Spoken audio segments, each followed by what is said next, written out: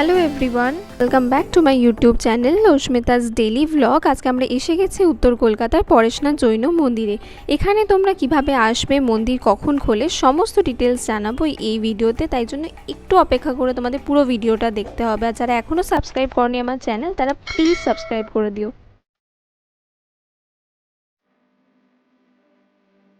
কলকাতার বুকে রয়েছে এরকম সুন্দর স্থাপত্যটি, তারই খোঁজ দিতে আজকে আমরা এসেছি উত্তর কলকাতার প্রাচীন পরেশনাথ জৈন মন্দিরে। হ্যাঁ, ঠিকই শুনেছেন, কলকাতাতেই রয়েছে। চলুন দেরি না করে জেনে নেওয়া যাক কী করে আসবেন আপনারা এখানে।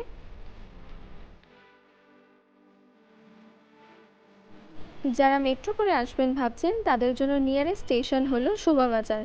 সেখানে নেমে হাতিবাগানগামী অটোয় উঠে গৌরীবাড়ি স্টপেজে আপনাদের নামতে হবে। আর সেখান থেকে মাত্র হাঁটা 5 মিনিটের দূরত্বেই রয়েছে এই মন্দির।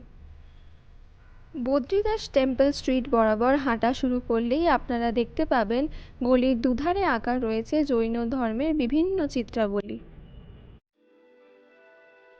মন্দির চত্বরটিতে রয়েছে মোট 4টি মন্দির। তার মধ্যে সবথেকে বড় মন্দিরটি হচ্ছে শীতলনাথজির মন্দির। পুরাণ মতে শীতলনাথজি ছিলেন দশম জৈন তীর্থঙ্কর। তারই স্মৃতির উদ্দেশ্যে বানানো হয়েছিল এই মন্দিরটি।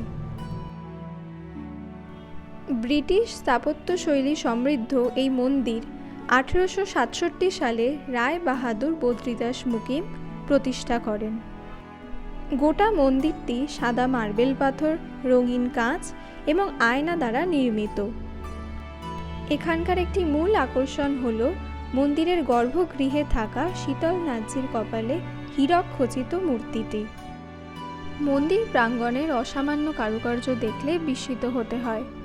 এছাড়াও শোভাবর্ধন করছে রং বেরঙের ফুলের বাগান, মূর্তি এবং ফোয়ারা। এছাড়াও মন্দিরের দেওয়ালের দিকে তাকালে দেখতে পাবেন সেখানে আঁকা রয়েছে বিখ্যাত চিত্রশিল্পী গণেশ মুশকারের আঁকা বিভিন্ন চিত্রকলা। এই মন্দিরে আরেকটি উল্লেখ্য বৈশিষ্ট্য হল এখানকার ঘৃত প্রজ্বলিত প্রদীপটি। বলা হয় মন্দির প্রতিষ্ঠার প্রথম দিন থেকেই নাকি এই প্রদীপটি আজ পর্যন্ত প্রজ্বলিত অবস্থাতেই রয়েছে। শ্রী শীতলনাথজির মন্দিরের দক্ষিণ দিকে রয়েছে শ্রীচন্ড প্রভুজি দেবের মন্দির। এটি 1895 সালে গণেশলাল কাপুরচাঁদ জহর নির্মাণ করেছিলেন। এই মন্দিরের ডান দিকে তাকালেই দেখতে পাবেন আরেকটি মন্দির রয়েছে, দাদাজি কা টেম্পল। তাহলে চলুন এবার এই মন্দিরের দিকে রওনা দেওয়া যাক। 1810 সাল নাগাদ এই মন্দিরটি স্থাপিত হয়েছিল। এই মন্দিরটিকে দেখলেই মনে হবে যেন কোনো রাজস্থানের প্রাসাদে এসে গেছি আমরা। দেখতেই পাচ্ছেন বাইরে থেকে মন্দিরের ভেতরকার অপরূপ সৌন্দর্য কিন্তু আমাদের দৃষ্টি কাড়ছে। এই মন্দিরেই দাদাজি এবং কুশলজি মহারাজ পূজিত হন। গোটা মন্দির প্রাঙ্গণ মার্বেল পাথরের কাজে সমৃদ্ধ। মন্দির দর্শন করতে চাইলে আপনারা নিচে জুতো খুলে ওপরে উঠে মন্দিরটি দর্শন করতে পারেন। এই দাদাজিকা টেম্পলে জৈন আচার্য জিন দত্ত কুশলসুরির পদযুগলের চিহ্ন রাখা রয়েছে। মন্দিরের ডান দিকে তাকালেই আপনারা দেখতে পাবেন দুধারে রয়েছে সুন্দর রঙিন ফুলের বাগান। আর তার ঠিক সামনের দিকে তাকালেই দেখতে পাবেন রয়েছে একটি বিশাল জলাশয়। দুই মন্দির প্রাঙ্গণের জলাশয়েতে ছোট বড় বিভিন্ন রঙিন মাছ রয়েছে। আপনারা চাইলে মন্দিরের বাইরে থেকে খাবার কিনে এদেরকে খাওয়াতেও পারেন। এই মন্দির প্রত্যেক দিন সকাল 6:30 থেকে বেলা 11:30 এবং বিকেল 3:30 থেকে 6:30 পর্যন্ত সকলের জন্য উন্মুক্ত থাকে। মূল মন্দির প্রাঙ্গণে একটি দোকান রয়েছে।